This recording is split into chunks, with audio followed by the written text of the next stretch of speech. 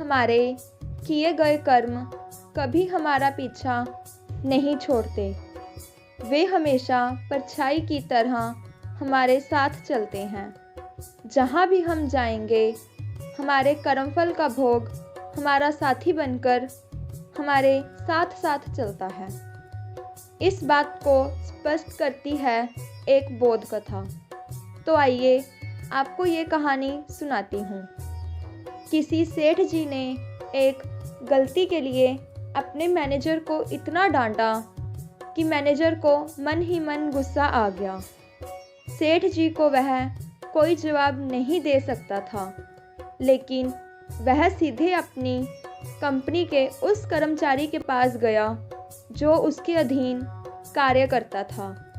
अब उसने अपना गुस्सा उस कर्मचारी पर निकाल दिया। अब वह कर्मचारी भी मैनेजर को कुछ नहीं कह सका, लेकिन घर जाते वक्त उसने अपना सारा गुस्सा गेट पर ड्यूटी कर रहे वॉचमैन पर उतार दिया।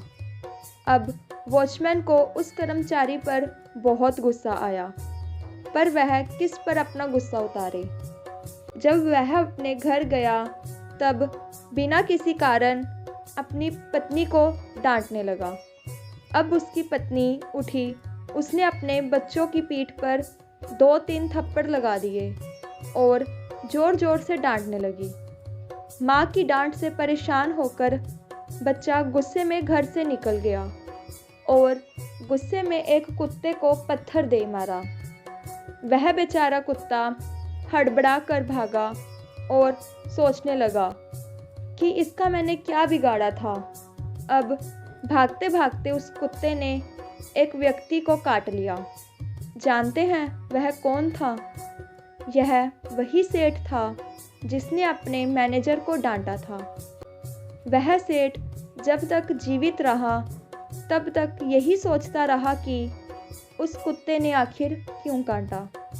अब आप ही बताइए, आखिर यह बीज किसने बोया था? यह कहानी हमें बताती है कि हमारे शुभ अशुभ कर्मों का फल हमारा पीछा नहीं छोड़ते। किसी दूसरे की खुशी और गम की हमें बिल्कुल परवाह नहीं होती। किसके दिल को हम चोट पहुंचाते हैं, कितनों को जाने अनजाने हानि पहुंचाते हैं, हम लोग कभी इसका आकलन ही नहीं करना चाहते।